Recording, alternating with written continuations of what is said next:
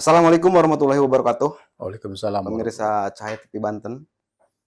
Alhamdulillah kita sudah diterima oleh Sekretaris DPW Nasdem Provinsi Banten dan beliau juga terpilih menjadi anggota DPRD Provinsi Banten 2024-2029. Nah, kita harus mengenal siapa menjadi keterwakilan kita di DPRD Banten. Alhamdulillah kita sudah bersama Ketua Fraksi dari Partai Nasdem di DPRD. Beliau adalah Pak Haji Wawan Suhada. Assalamualaikum. Waalaikumsalam. Bang Haji, terima kasih udah memberikan waktu, kesempatan kita untuk bisa ngobrol, berbincang-bincang, dan mudah-mudahan bincang-bincang kita memberikan manfaat buat Amin. para penonton Cahaya TV Banten tentunya dan masyarakat Banten. Saya yang terima kasih. Pertama Bang, Ini. saya ini belum mengenal Abang terlalu detil, terlalu jauh, karena yang saya tahu Abang adalah periode pertama duduk di kursi DPRD Provinsi Banten dan sekarang menjabat ketua fraksi. Itu luar biasa. Luar biasa.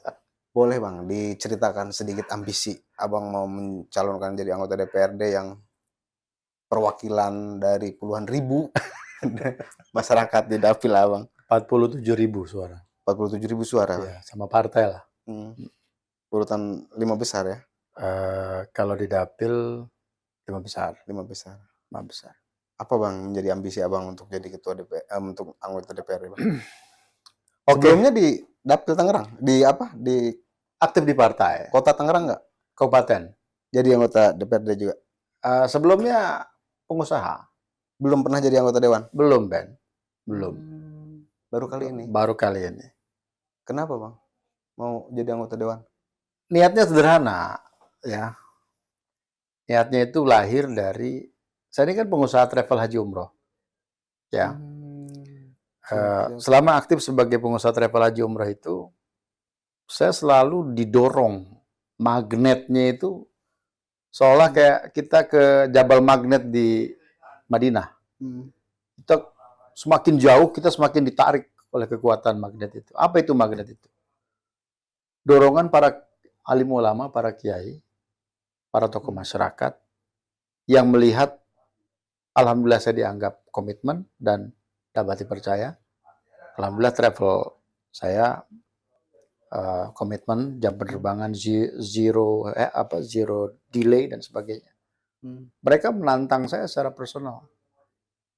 Pak Haji, kalau Pak Haji mendapatkan keberkahan dari memberangkatkan umat melalui travel haji umroh, setahun katakanlah 5.000 sampai 10.000, ada satu jalan yang insya Allah berkahnya itu lebih dari jamaah travel haji umroh. Saya bilang sederhana gini, Kiai, maksudnya ngegedein travel saya? Bukan, itu mah harus. Ada jalannya, Pak Haji. Saya bingung apa ini kan, dan ini menyangkut pemerintahan.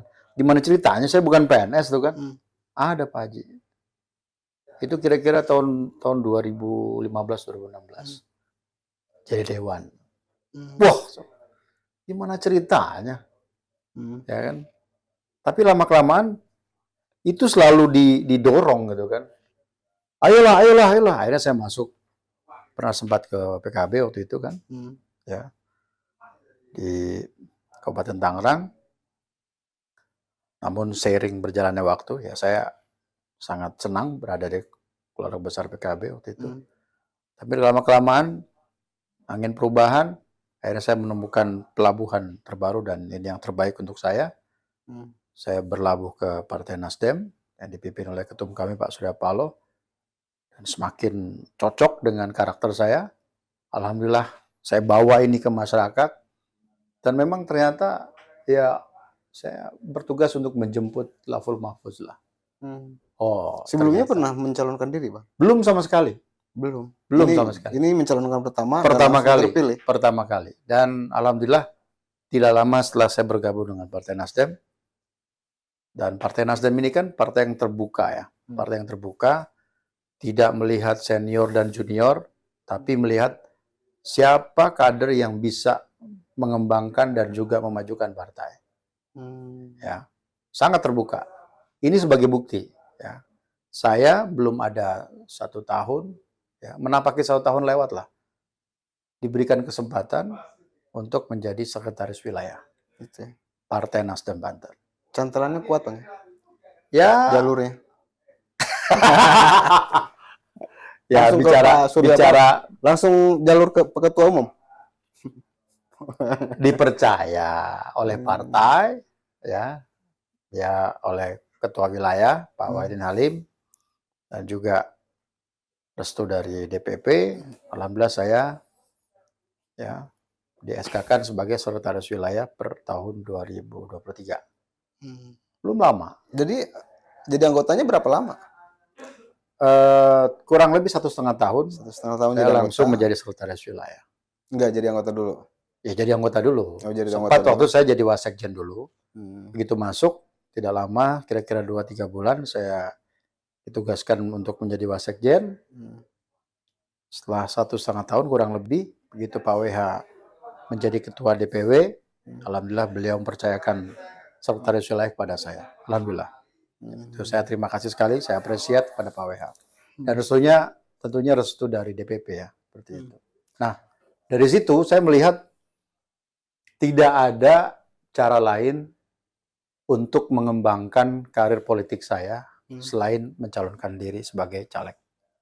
Ya, karena pesta demokrasi, tidak mungkin saya tidak ikut pesta itu. Ketika sudah masuk partai. Betul. Dan ketika sudah masuk epicentrum pengurus partai di wilayah Provinsi Banten. Pengurus ini lagi ya, pengurus utama lah. KSB lah, Bro. KSB lah, Ben. Ya. Jadi Abang ini apa ya? Maksudnya terus sekarang itu penerus perusahaan gimana? Perusahaan jalan. Itu sudah saya serahkan ke istri saya, keluarga saya. Jalan, alhamdulillah. Berapa tahun ya Abang membangun perusahaan? Saya membangun perusahaan itu sekitar kurang lebih sekitar 12 tahun. 12 tahun. Semua sudah berjalan, ya, sudah sesuai dengan pakemnya, sudah saya siapkan, dan memang dari awal ketika saya memutuskan terjun ke politik, ya Ben ya, saya sudah mulai membuka jalur estafet kepemimpinan perusahaan agar ini ketika saya mentas melayani masyarakat, karena ini bicara sebagai ketua fraksi Partai Nasdem, sebagai sekretaris wilayah, ya kan, sebagai kader juga, ini bukan hanya bicara tentang pendapatan penghasilan sebagai dewan, tidak. Ada nilai meluangkan dan menghibahkan dan menzakat wakafkan waktu buat masyarakat. Fakta kok.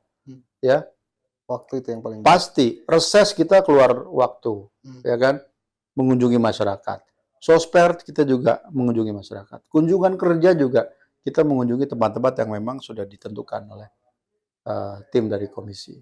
Kan seperti itu. Dan berarti kemarin pembentukan pembentukan tim sukses juga dari para jemaah-jemaah yang suka yang haji itu. Dorongan ulama. Alhamdulillah. Jadi ada satu dapil ya, kecamatan ya. Saya tuh nggak pernah naruh tim di sana. Abang dapil mana sih Bang? Saya dapil Tangerang B, itu kecamatannya Kosambi, Teluk Naga, Paku Haji, Sepatan Timur, Pasar Kemis, Sindang Jaya, Rajak. Itu di Teluk Naga, saya nggak pernah pasang tim di sana. Nggak ada kordes, nggak ada korcam di situ. Karena saya tahu di situ basisnya si Anu lah gitu ya. Tapi begitu rekap suara, cukup signifikan. Ternyata begitu saya cek dan saya dilantik, orang tersebut ya, Kiai itu baru menyampaikan ke saya, Bang Haji, saya kemarin ini, loh, Kiai ternyata. Dan titik itu kurang lebih ada sekitar 3-4 kecamatan. Nah inilah makanya saya percaya betul ya, kita seseorang melakukan manifestasi kebaikan, bukan berarti saya menganggap diri saya baik ya, tapi saya yakin seseorang yang melakukan manifestasi kebaikan, insya Allah pada akhirnya tanpa disadari pun kebaikan itu akan kembali ke kita. Nilai-nilai kebaikan seperti itu. Saya merasakan betul. Dan makanya tadi saya sampaikan, ini seperti jabal magnet, menarik orang yang semakin dia keluar semakin tertarik oleh magnet itu.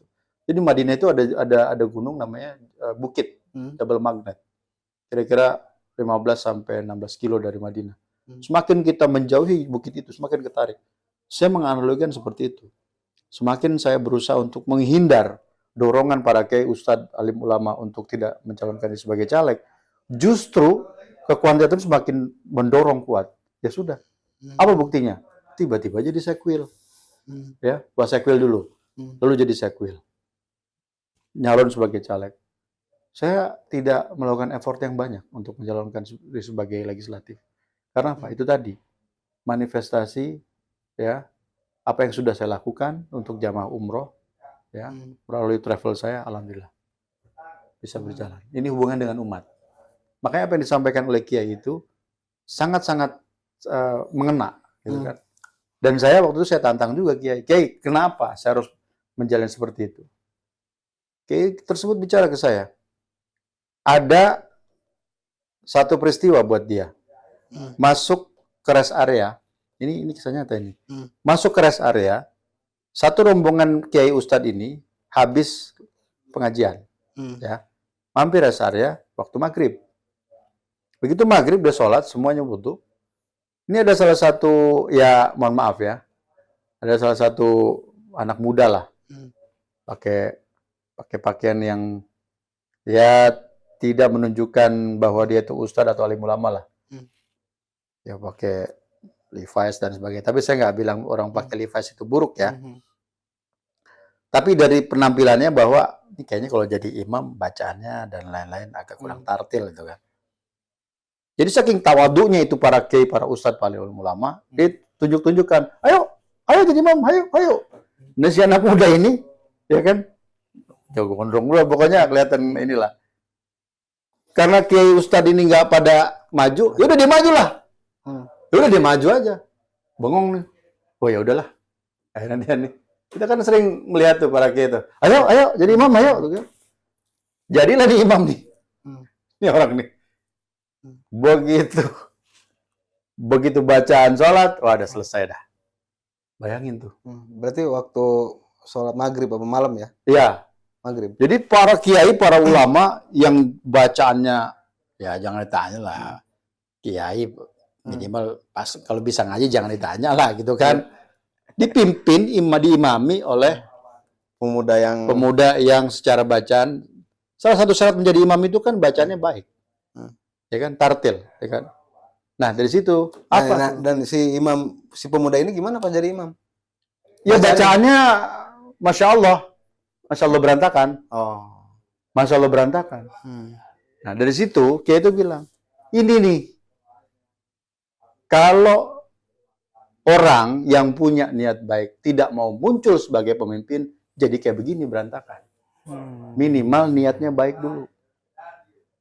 Oke, saya dari situ notice sekali. Ya udah, Bismillah deh, saya mencalonkan diri. Karena tidak terbersit sekalipun, bahkan sedetik pun, saya akan menjadi seorang legislator, bahkan menjadi politisi. 5 tahun yang lalu, saya tidak pernah terbersit. Tapi alhamdulillah, makanya saya katakan tadi, tugas saya ini menjemput laful mahfuz saja. Memang saya sudah ditakdirkan oleh Allah Subhanahu Wa Taala untuk menjadi seorang legislator. Bahkan sampai sekarang saya belum menyadari bahwa saya ini seorang politisi. Berapa miliar abang habis mencalonkan diri? Waduh bro. Nggak terhitung. Nggak terhitung. Ya. Saking gedenya. Politik sekarang ini kan sudah bertransformasi yang luar biasa kan. Dari politik ketokohan, figuritas, popularitas, menjadi pragmatisme yang luar biasa. Ya sudah menjadi satu pengetahuan publik. Besar ya Bang biayanya? Ya kalau provinsi itu ada ukurannya lah, Ben, ada ukurannya. Tapi bicara politik tuh nggak melulu bicara tentang pragmatisme kok, yakin. Karena di luar sana masih banyak cara-cara yang efektif, walaupun memang politik itu membutuhkan cost. Nggak bisa dipungkiri. Politik membutuhkan cost. Tanpa cost, politik tidak akan bergerak. Abang datang Bang ke masyarakat kampanye? Datang. Saya termasuk orang yang membina tim. Saya punya kordes, saya punya korcam. Dan itu hadir ke tengah masyarakat ya? Hadir. Saya walaupun kesibukan menata manajemen perusahaan travel haji umroh, tapi saya justru ketika saya turun menyapa masyarakat dengan program haji umroh, secara langsung saya bertemu dengan masyarakat sekaligus memperkenalkan diri saya. Karena awal dari proses elektabilitas adalah popularitas. Tidak mungkin orang punya elektabilitas tinggi kalau tidak memiliki popularitas tinggi. Ya, walaupun bicara pragmatisme dan sebagainya, orang mau nyoblos pasti dia pengen tahu, setidaknya namanya. Ya, Dan jemaah juga yang berangkat melalui travel abang udah banyak kali di dapil abang itu. Alhamdulillah 1 tahun itu kurang lebih sekitar 4 sampai 5 ribu jamaah. Artinya satu jamaah itu bisa dia punya keluarga, punya adik, ya kan? Alhamdulillah. Pas kemarin abang udah melakukan reses pertama ya? Ya. Reses pertama apa sih bang? Banyak permintaan masyarakat itu yang paling harapannya ke anggota dewan itu. Nah, ini menarik nih. Saya selalu kalau dalam reses atau sosper itu, reses terutama ya, karena reses ini kan menyerap aspirasi keinginan warga. Saya katakan, dewan itu bukan Superman. Dewan itu bukan Robin Hood. Kenapa? Karena fungsi dewannya ada 3 kan. Ya, peraturan daerah, budget, ya kan, anggaran dan pengawasan. Saya bilang. Bicara tentang anggaran, kami di DPRD Provinsi Banten ya punya aturan. Tidak serta-merta sini aspirasinya langsung besok jadi, nggak bisa begitu. Saya selalu sampaikan ke konstituen, ke masyarakat, terutama dapil saya hadir untuk reses ini bukan untuk membuai dengan janji-janji indah. Enggak lah, kita harus fair dong. Tugas seorang DPRD hadir ke masyarakat melalui reses adalah menyerap aspirasi. Menjadi sebuah DIM, ya kan? Kita ajukan sesuai dengan komisi masing-masing. Kalau memang anggaran sesuai dan memang secara program berjalan, insya Allah kita masukkan. Nah, tapi paling menonjol apa bang? Nah, di lapangan, memang dapil saya ini kan agak unik ya. Dapil 3 itu masih banyak pertanian dan juga perdagangan. Dapil 4 ini masih sudah mulai banyak karyawan dan sebagainya ya. Industri. Sudah agak industri dan sebagainya. Kebanyakan dapil 3 ini request-nya ya umumnya lah ya seperti RTLH ya kan, seperti SPAL, Yudit ya kan, yang notabene adalah bagian dari penguatan infrastruktur wilayah. Ya, kalau dapil 4 agak cukup beragam. Dapil 4 itu ada beberapa tempat ya spot di misalkan di Tanjakan Indah mereka minta bantuan saya untuk menyelesaikan developer yang belum menyerahkan sertifikat dan lain-lain. Itu problem-problem sosial kemasyarakatannya itu secara kualitas itu berbeda dengan dapil 3. Gitu. Ini bukti saya terjun ke lapangan, saya terjun ke masyarakat. Nah, kesemuanya itu kalau yang tidak berimbas langsung terhadap anggaran pemerintahan daerah, saya akan eksekusi, saya akan laksanakan. Seperti ada fasum yang belum diserahkan pada Pemda dan sebagainya, kita pasti dorong. Seperti itu. Banyak hal lah yang kita temukan di lapangan ya. Banyak hal dan saya yakin dari kesemuanya itu masyarakat itu perlu dan ingin didengar. Karena banyak ya kita itu sebagai dewan hadir seolah jadi Superman. Padahal yang masyarakat butuhkan bukan hanya bicara melulu minta langsung dikasih. Paling tidak masyarakat butuh bicara dan ingin didengar. Poinnya itu ya. Poinnya itu ya. Tapi bukan serta-merta saya hanya mendengar dan mencatat tidak ada progres. Nah, itu salah juga. Karena setiap masukan dari reses dan sebagainya akan saya catat oleh tim dan ini akan kita dorong gitu kan supaya bisa menjadi sebuah paket yang bisa direalisasikan di tengah masyarakat. Gitu. Nah, kemudian setelah abang dilantik, sekarang di komisi berapa bang? Nah, seru nih kayaknya. Komisi. Seru kayaknya nih. Komisi berapa? Komisi berapa ya? Komisi 4, Ben. Komisi 4. Pembangunan. Apa? Komisi gajah. Komisi yang isinya ini, sorry Ben. Komisi yang isinya ketua-ketua fraksi. Itu komisi yang duitnya banyak. Duitnya banyak, anggarannya banyak, paling besar. Jadi masyarakat Tangerang ini jangan sungkan-sungkan duitnya banyak. Sama aja. Kalau anggaran komisi mungkin karena komisi 4 ini kan berhubungan dengan pembangunan. Ada PUPR ya, ada Perkim, ada lingkungan hidup di sana ya kan. Tapi kalau bicara ya penghasilan dewan sama aja. Kita kan menggunakan tatib yang sama, menggunakan perpres yang sama. Saat ini kan kita juga menggunakan ad cost ya kan. Itu kan kerjanya membangun aja tuh bang. Namanya kan Komisi Pembangunan, membangun masyarakat. Ya harus dibangun. Ya kita juga, ya kami di sini kan di Komisi 4 juga memang dekat dengan pembangunan di masyarakat. Tapi tidak juga kita arahkan pembangunan ini tidak sporadis lah. Harus ada sektor-sektor yang memang harus mengena, ya. Khususnya saya akan berjuangkan di dapil saya. Gitu. Masih banyak hal yang bisa dikerjakan. Jadi suara abang 40 ribuan lebih. Secara total 47.000, Kalau baik suara pribadi dan pribadi, suara kalau partai. pribadi 40 Pribadi itu hampir 30.000. 30 ribuan. Ya, hampir. Sisanya adalah Ya, suara partai. Nah, artinya kan 30.000 itu memiliki abang mungkin harus. Saya bawa kursi sendiri, Ben. Oh, Saya bawa kursi sendiri. Beli langsung dari toko mebel buat ke sini. Artinya gini. Di dapil itu Nasdem itu sangat tidak diprediksi untuk dapat kursi. Sebelumnya ada incumbent? Sebelumnya nggak ada. Ada? Nggak ada. Oh. Incumbent nggak ada. Bahkan secara survei pun awalnya nama saya nggak muncul. Nama saya nggak muncul di survei awal ya. Survei awal. Disitulah menariknya. Ya. Ketika nama saya tidak muncul, belum muncul di survei, tantangan buat saya.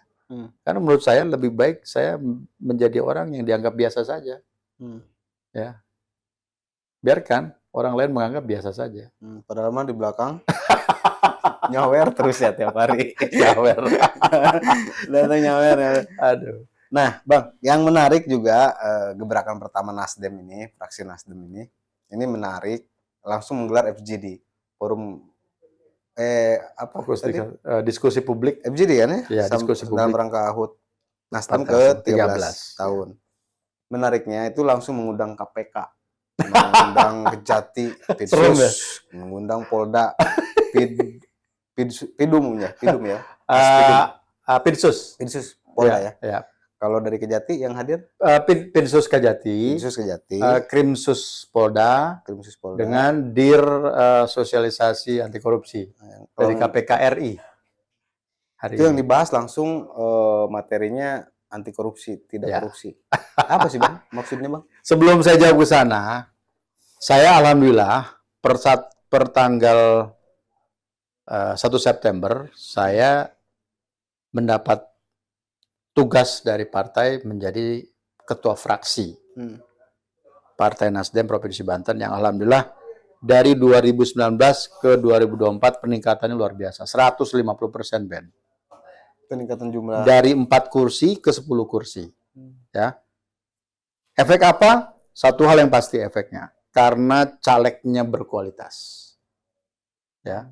Kalau bicara efek A, efek B, yang saya akan confirm dan valid adalah karena calegnya berkualitas. Bukan efek Anies gitu ya? Maksudnya. Oh, pasti ada. Ada efek Anies, efek Pak WH sebagai Gubernur 2017, ya kan? Itu pasti ada.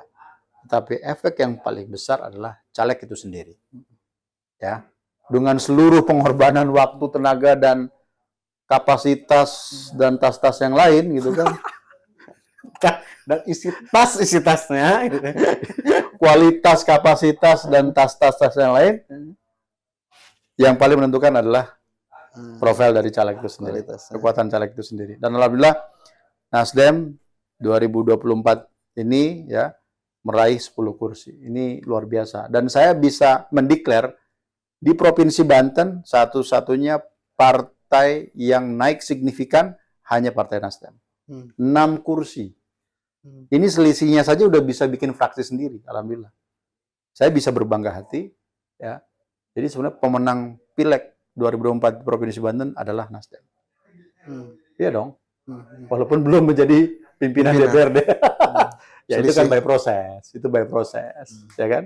Saya yakin insya Allah 2029 Nasdem akan muncul menjadi 5 besar partai pemenang pemilu, insya Allah. Nah, saya jawab. Mengundang KPK langsung hebat amat. Di tengah-tengah itu, alhamdulillah fraksi Partai Nasdem semenjak kami pimpin, kita berusaha memberikan satu gerakan pembaharuan, ya, gerakan yang memang digadang-gadang menjadi tagline permanen dari Partai Nasdem, yang digadang-gadang dan memang ditentukan oleh Pak Ketum kita Pak Surya Paloh, gerakan perubahan. Gerakan perubahan. Mulai dari apa? Benny bisa lihat ruangan fraksi kita, ya kan? Beda nggak? Beda. Beda kan? Perombakannya. Nah, bukan beda mewahnya, bukan. Ya, tertata, rapi. Karena satu hal atau apapun yang mewah itu belum tentu tertata. Tapi kalau tertata, rapi, enak depan mata, enak dipandang mata. Ya. Ini satu filosofi dasar buat saya. Ya. Alhamdulillah ruangan fraksi Partai Nasdem saat ini ya insya Allah nyaman lah. Minimal buat tamu yang hadir, anggota fraksi. Karena apa? Dulu Ben, ini ruangan ini, anggota dewan itu mampir ke sini aja kalau kesasar mungkin istilahnya. Sekarang saya punya prinsip dan sikap begini. Ruang fraksi Partai Nasdem harus nyaman. Kenapa? Ini harus menjadi rumah. Jangan sampai anggota fraksi Nasdem lebih banyak di ruangan komisi daripada ruangan fraksi. Selama ini begitu. Tapi karena saya mengedepankan tingkat kenyamanan di sebuah ruangan fraksi, alhamdulillah anggota fraksi setiap ada acara ke DPRD Provinsi Banten, mereka pasti mampir ke sini dan berlama-lama di sini. Ini satu filosofi sederhana. Kenapa? Dengan sering bertemunya, sering datangnya anggota fraksi yang 10 orang ini ke ruangan fraksi, insya Allah kebersamaan akan semakin kuat. Soliditas fraksi akan semakin kuat. Tidak terpecah-pecah secara secara per komisi dan sebagainya. Memang tugas per komisi harus dilakukan, tetapi harus kembali ke jati diri kita sebagai fraksi Partai Nasdem Provinsi Banten. Itu yang saya tanamkan. Nah, bicara tentang tempat yang baik, yang rapi, cukup, tidak cukup. Ada satu prinsip dasar yang harus dilakukan. Bagaimana meng-encourage setiap anggota untuk hal-hal yang baik. Apa itu? Budaya. Budaya apa yang paling mudah membuat seorang DPRD, seorang legislatif itu berubah jati dirinya? Anti corruption. Karena Dika Saksena dalam sebuah buku mengatakan bahwa corruption is not talking about the money or economics. Corruption it's about humanity. Korupsi itu bukan bicara tentang uang, tentang kesejahteraan, tapi ini bicara tentang kemanusiaan. Nah, dari situ saya ngelihat Partai Nasdem, fraksi Partai Nasdem Provinsi Banten harus berusaha mengedukasi teman-teman yang 60%, ya, untuk informasi juga nih, total DPRD Kabupaten Kota seprovinsi Banten ada 8 kabupaten kota, itu totalnya ada 50 dewan, termasuk provinsi. 3 DPR RI. Alhamdulillah. Banten 1 ada Pak Arif Rahman, Banten 2 ada Pak Furtasan, ya, Banten 3 ada Pak Wahidin Halim. Ya. Nggak hadir semua itu Bang tadi. Kenapa? Pak Furtasan nggak hadir. Beliau sedang ada paripurna.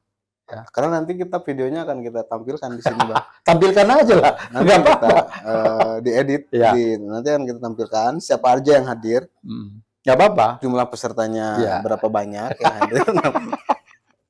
Dari Pak, 60 itu hadir Pak WH, Pak Furtasan dengan Pak Arif Rahman sedang ada paripurna. Selasa biasanya mereka ada paripurna di DPR RI.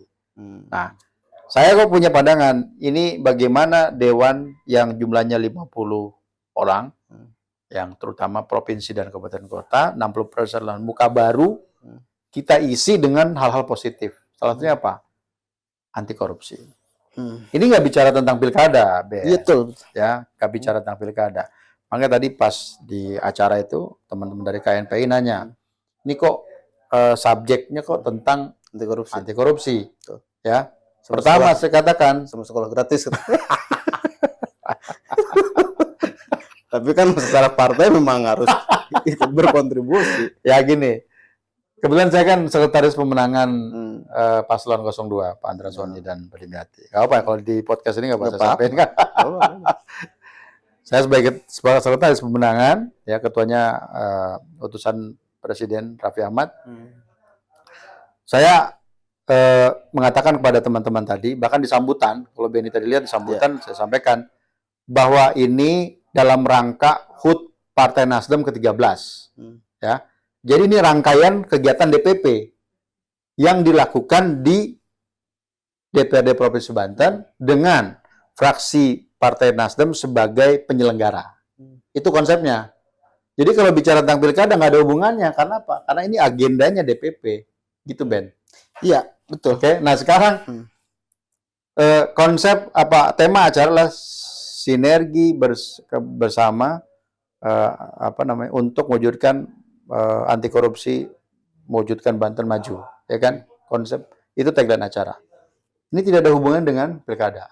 Seriously, garansi 100% saya nggak ada konteks. Saya juga melihatnya justru konten-konten materi-materi yang disampaikan oleh Kejati, KPK, keterwakilan dari Polda itu kan lebih ke arah, bahkan dari DPP tadi menekankan tidak ada lagi harus yang korupsi, tidak ada, lebih ke arah sana semuanya, bicara tentang tidak ada lagi yang menerima gratifikasi dan lain sebagainya. KPK juga sudah mengimbau.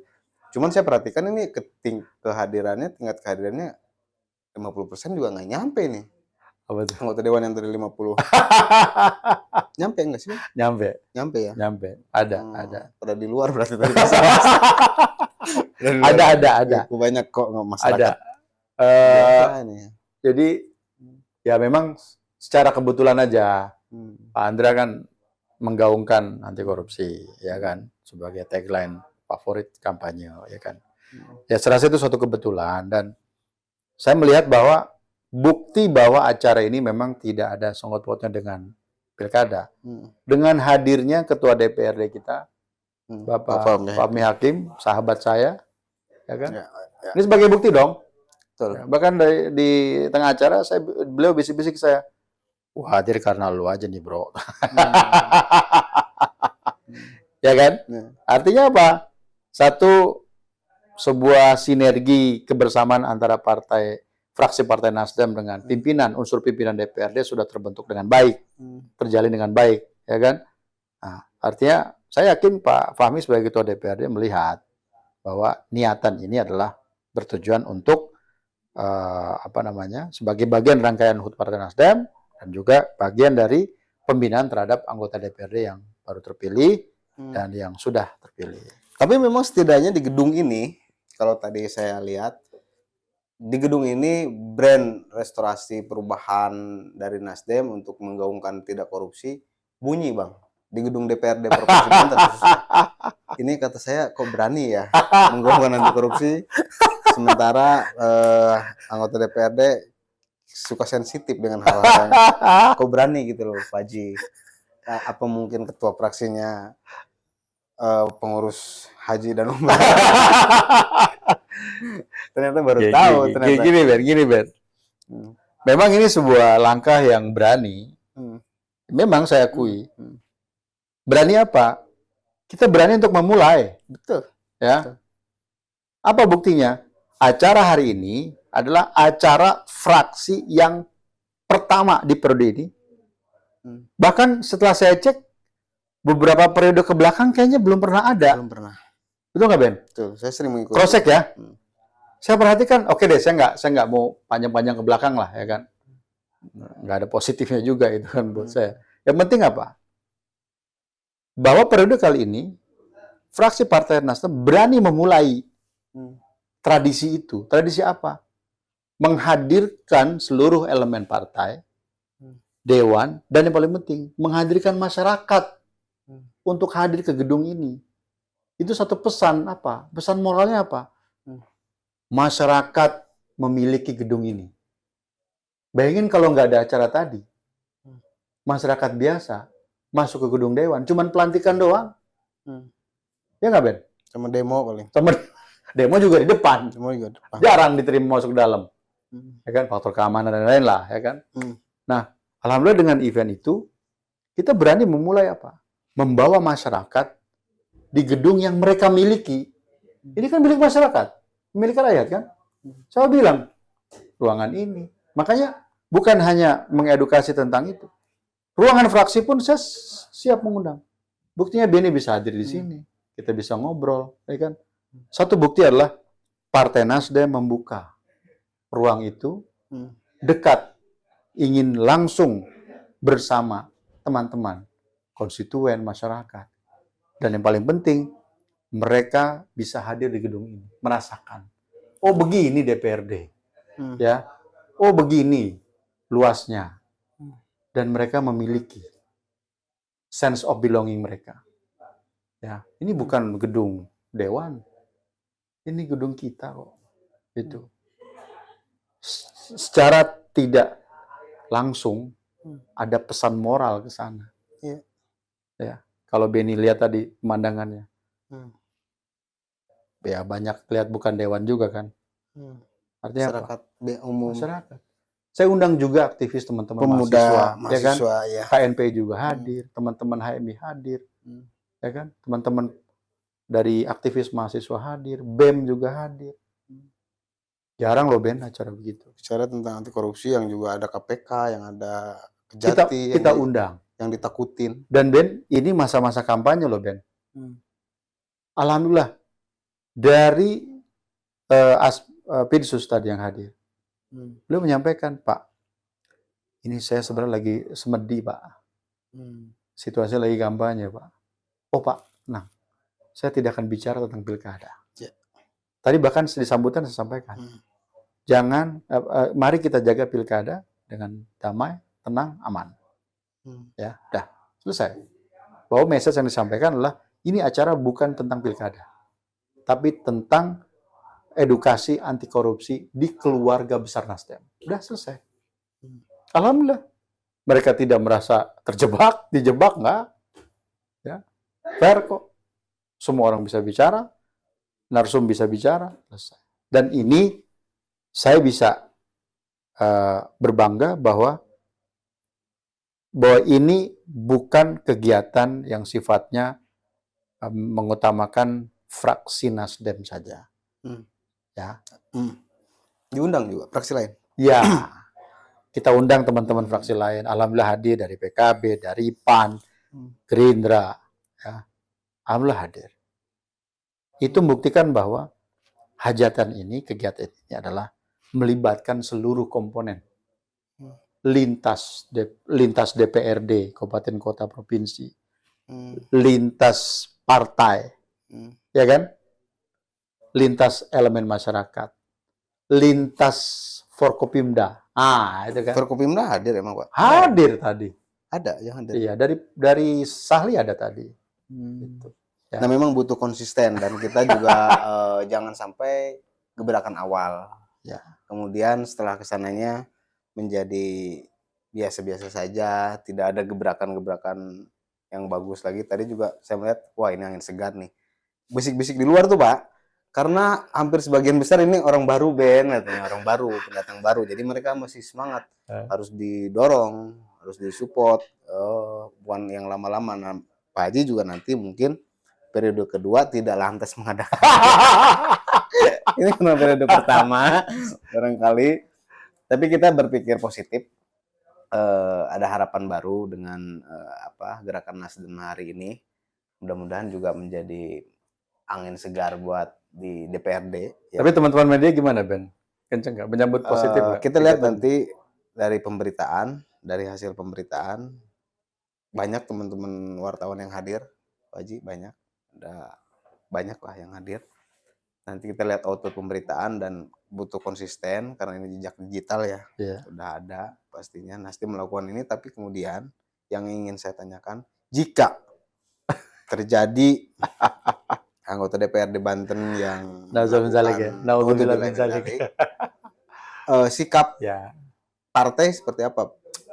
Di tingkat provinsi lah minimal. Ya ini untuk pasti kita menjadi sebuah milestone ya. Kenapa saya katakan berani memulai? Yang Beni bilang tadi, ini kan eranya kan era digital kan. Betul. Kita berani memulai apa? Sebetulnya kegiatan hari ini bukan melulu bicara tentang hanya edukasi dan informasi. Justru kita menancapkan satu milestone, tetenger, bahwa di di tanggal ini Nasdem mencanangkan dan mengedukasi bahwa bahwa korupsi adalah sesuatu hal yang buruk, harus kita hindari dan tidak kita lakukan. Titik. Ya. Artinya ini sebuah pertaruhan besar buat kami. Ya. Walaupun sebetulnya tanpa ada kegiatan ini pun ini menjadi pertaruhan besar. Kenapa pertaruhan besar?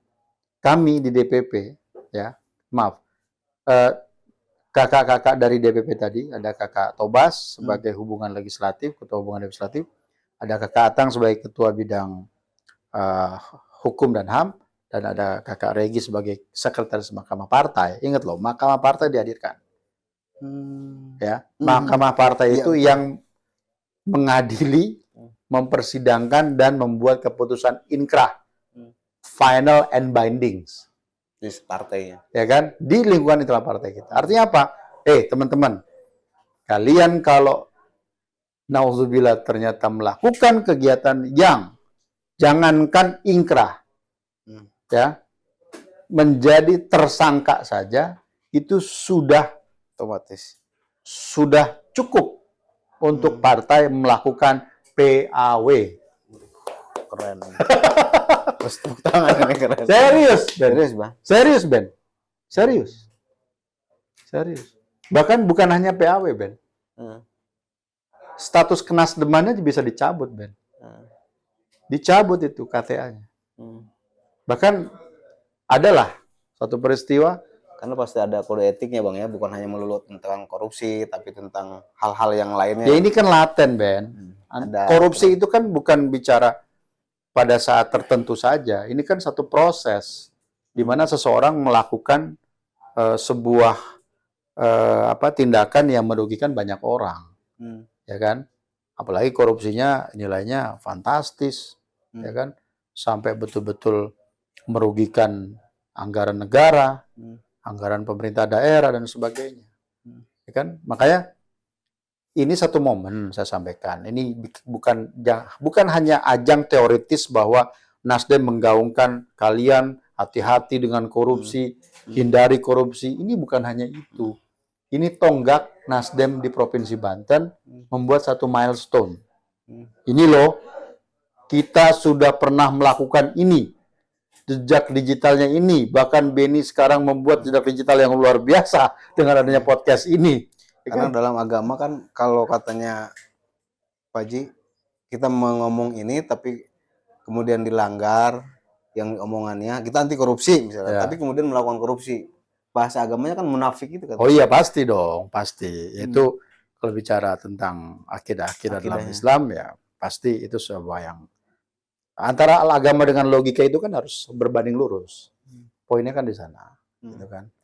Nah, kembali lagi ke peristiwa tadi. Alhamdulillah, Ben. Saya ya sebagai ketua fraksi Partai Nasdem Provinsi Banten pastinya punya obligasi lah kepada teman-teman fraksi di kabupaten kota. 8 kabupaten kota. Apa itu obligasinya apa? Memberikan contoh yang baik pada teman-teman. Ini bukan hanya pribadi saya, tapi 10 anggota DPRD Provinsi Banten perlu dan wajib memberikan contoh agar dapat jadikan sebagai satu perspektif yang baik buat teman-teman yang lain. Ya kan? Nah, dan ini saya pastikan bukan hanya kegiatan yang pertama kali diadakan. Insya Allah kita akan terus bekerja sama dengan berdiskusi dengan aparat penegak hukum, bagaimana cara menghindari, mengidentifikasi. Karena kadang-kadang korupsi itu kadang-kadang nih, dari hal-hal yang kita pelajari, secara tidak sadar orang melakukan korupsi. Ya, bagaimana men-treat hadiah, bisa membedakan antara hadiah dengan rasuah. Kan gitu konsep sederhananya. Hadiah. Ya kan? Artinya kalau bisa bicara sederhana, ini bukan bicara tentang kaidah hukum dan undang-undang di KPK. Hadiah dengan rasuah misalnya. Ya. Orang beranggapan hadiah itu sesuatu yang dikeluarkan setelah peristiwa atau harapan kita terlaksana. Kalau rasuah, sesuatu yang diberikan sebelum harapan atau yang kita inginkan terlaksana. Kan gitu. Konsep sederhana. Ini kita bukan bicara tentang undang-undang ya. Nah, hal-hal sederhana seperti itu terkadang kalau kita salah mengimplementasikan, ya, hukum dengan mudah Hmm. masuk dan mengidentifikasi sebagai sebuah kesalahan. Baik. Itu bro. 45 menit kita berbincang, nggak terasa, ini sungguh luar biasa. Bang, di penghujung, Ya, dan sekaligus Abang bisa memberikan closing statement, siap, karena kita terbatas durasi, siap, dan mudah-mudahan ini tidak menjadi pertama. siap. Ini akan menjadi obrolan-obrolan next selanjutnya. Saya ingin Abang memberikan sebuah angin segar juga buat masyarakat. Apa harapan-harapan masyarakat yang bisa juga, oh ternyata anggota DPRD Banten itu memiliki peran yang sangat luar biasa. Karena mohon Ya. maaf Bang, kalau secara kritis saya menilai, harapan masyarakat terhadap anggota DPRD yang mewakili mereka itu, persentasi kebahagiaan, terpuaskan oleh layanan anggota DPRD menurut saya itu masih tipis Bang, masih minim, Udah ya. masih rendah. Nah, artinya hadirnya anggota-anggota DPRD baru dengan background dan kualitas yang keren, apa kira-kira harapan-harapan yang akan dibangunkan untuk meningkatkan trust Ya. terhadap masyarakat, khususnya di dapil Abang aja dulu? Sebelum ke arah sana, saya ucapkan terima kasih kepada teman-teman CTV ya, terutama Benny dan teman-teman kru yang lain. Bahwasanya pertama kita harus mengedukasi kepada masyarakat bahwa pekerjaan sebagai legislatif, terutama di DPRD provinsi, kabupaten kota, itu bukan pekerjaan yang secara otomatis seperti Robin Hood yang bisa Betul. membagi-bagi karung gandum ke masyarakat. Bukan seperti Superman dengan tangan besinya bisa langsung merubah apa yang di depan mata. Enggak seperti itu. Kita harus memberikan edukasi pada masyarakat bahwa tugas utama dan tugas mulia sebagai legislatif adalah mendengar. Mendengar masyarakat, mendengar keluhan masyarakat. Di mana dari proses mendengar itu, kita sebagai legislatif harus peka bahwa ada fungsi anggaran di tangan kita. Ya, ada fungsi pengawasan pemerintahan daerah di tangan kita. Karena pada hakikatnya kami adalah unsur bagian dari pemerintahan daerah. Ya, ini yang harus betul-betul kita sampaikan ke masyarakat. Jangan seorang legislatif datang ke masyarakat memberikan janji-janji surga yang jauh dari panggang dari api. Ini yang menjadi kunci dasar. Meraih simpati publik, meraih konstituen, dan membina hubungan baik dengan konstituen, saya rasa tidak dengan janji-janji kosong. Justru mengedukasi kepada masyarakat. Kami hadir mendengar, kita catat, kita sampaikan, kita perjuangkan. Bicara hasil bukan 100% di ranah kami. Masih ada eksekutif di dalamnya. Di mana eksekutif itu ada tingkatan. Kepala desa pun punya budget. Camat, bupati, gubernur, mereka punya budget semua.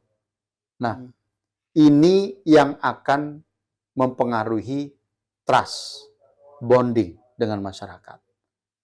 Selayaknya seorang anggota legislatif tidak menjual janji-janji yang muluk. Dan ini berlaku bukan hanya ketika kampanye, perlakukan juga ketika sudah menjabat. Makanya cara terbaik adalah memberikan sebuah teladan. Saya sangat, sebagai muslim, sangat terinspirasi kepemimpinan Rasulullah. Karena apa? Rasulullah memberikan contoh. Tidak banyak bicara, tapi memberikan satu fakta nyata. Satu hal saja. Kenapa Rasulullah mengajarkan bahwa saling memberikan hadiahlah di antara kalian, niscaya kalian akan mencintai, saling mencintai. Maksudnya menyayangi. Ya kan? Hadiah bukan hanya bentuk barang, materi, tapi insya Allah perhatian kepada masyarakat, ke konstituen, itu juga merupakan hadiah yang tak ternilai untuk masyarakat. Keren. Hadir di masyarakat, Ben. Ada nggak Bang, misalkan ketika masyarakat ingin berkeluh kesah, ingin curhat, ingin menyampaikan pendapat, ingin menyampaikan aspirasinya, layanan hotline dari Ada. Nasdem, Pribadi saya ada. dari fraksi Nasdem yang kemudian, wah, yang responsif ini Nasdem nih, kita hadir datang ke Nasdem untuk menyampaikan aspirasi itu, kemudian mereka andalkan fraksi Nasdem ini bisa responsif seperti itu? Ada di fraksi Bang ya? Oke, ini masukan bagus Ben. Di fraksi sedang saya program, insya Allah kita akan siapkan hotline. Tetapi kalau untuk konstituen pribadi saya, alhamdulillah ada. Oh, udah jalan Bang ya? Ada, sudah jalan. Itu kita butuh server supaya tidak crash ketika menerima masukan dari masyarakat. Itu sudah ada, kita sudah Apa hotline. namanya itu Bang? WS Center. WS Center. WS Center. Iya. Wawan Suhada Center Iya. gitu. Apa aplikasi website gitu? WhatsApp aja. Layanan WhatsApp. Iya, WhatsApp. Nomor, tapi kita masking. Nah, langsung ke Iya. kontak admin gitu. Iya, masuk. Jadi ada sekitar 5 admin yang menerima keluhan masyarakat. Real time ya? Real. Real time. Ya memang makanya kita harus edukasi ke masyarakat bahwa setiap kita memberikan informasi nggak harus langsung kita punya dan telan langsung pedas, nggak bisa Ben. Ya, barangkali kan di dapil lain, di daerah-daerah lain juga ingin menyampaikan ke fraksi Nasdem langsung. Ini yang akan kita bangun Ben. Siap. Ya, kita baru berjabat 2 bulan. Ya. Insya Allah masukan dari Benny sangat positif. Insya Allah kita akan buka hotline masyarakat karena prinsip satu, kita membangun komunikasi interaksi dengan masyarakat. Bicara fraksi Partai Nasdem bukan hanya bicara melulu tentang legislatif, tapi interaksi aspirasi masyarakat seluruh masyarakat Provinsi Banten kepada DPRD melalui fraksi Partai Nasdem. Karena Pak Haji Wawan ini kan beliau juga sekretaris DPW, kemudian ketua fraksi. Nah, barangkali ada anggota-anggota DPRD di dapil Cilegon, Lebak, Rangkas, Ya, Agam Melenceng kan bisa melaporkan di fraksi ini. Sepakat. Pak Haji bisa punya kewenangan untuk menegur setidaknya itu kan. Itulah gunanya podcast ini. Benny ngasih masukan ke kami, ya kan? Kita kasih kita notice. Ini suatu masukan positif.